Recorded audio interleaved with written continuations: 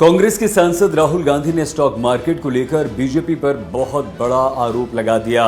राहुल गांधी ने गुरुवार को प्रेस कॉन्फ्रेंस की और कहा कि गृह मंत्री अमित शाह ने लोगों को शेयर खरीदने की सलाह दी। इसके बाद प्रधानमंत्री नरेंद्र मोदी ने भी स्टॉक मार्केट में तेजी आने की बात कहते हुए लोगों को शेयर खरीदने की सलाह दी। फिर निर्मला सीतारमण ने भी ऐसी ही बात कही।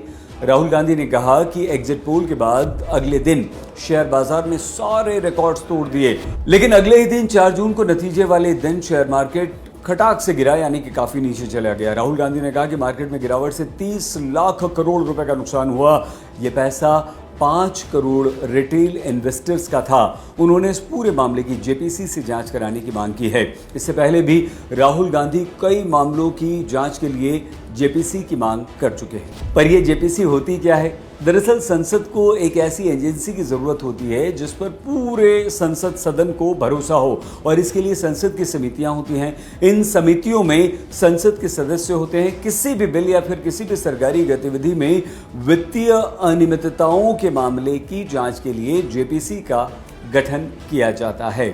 जेपीसी की जरूरत इसलिए है क्योंकि संसद के पास बहुत सारा काम होता है। इन सारे कामों को निपटाने के लिए समय कम होता है, और इस कारण कोई काम या मामला संसद के पास आता है तो उस पर गहराई से विचार संसद अगर नहीं कर पाती है तो ऐसे में बहुत सारे कामों को समितियां निपटाती हैं, जिन्हें संसदीय समितियां कहा जाता है। जैसे ज्वाइंट पार्लियामेंट्री कमेटी यानी कि संयुक्त संसदीय समिति भी इसी उद्देश्य से गठित की गई थी। इसे संयुक्त संसदीय समिति इसलिए कहा जाता है क्योंकि इसमें दोनों सदनों, लोकसभा और राज्यसभा के सदस्य शामिल होते हैं। संसदीय समितियों का गठन संसद करती है। ये समितियां संसद के अध्यक्ष के निर्देश पर काम करती हैं और अपनी रिपोर्ट संसद या अध्यक्ष को सौंपती हैं। ये समितियां 2 प्रकार की होती हैं। एक होती है स्थायी समिति और दूसरी अस्थायी समिति। स्थायी समितियों का कार्यकाल 1 साल का होता है और इनका काम लगातार जारी रहता है, जबकि वित्तीय समितियां, विभागों से संबंधित समितियां और कुछ दूसरी तरह की समितियां स्थानीय या स्थायी समितियां होती हैं। वहीं अस्थायी या तदर्थ समितियों का गठन कुछ विशेष मामलों के लिए किया जाता है। जब इनका काम खत्म हो जाता है तो इन समितियों का अस्तित्व भी खत्म हो जाता है। संसद की संयुक्त समिति एक अस्थायी समिति होती है जिसका गठन एक निश्चित अवधि के लिए किया जाता है, और इसका उद्देश्य एक विशेष मुद्दे को देखना होता है।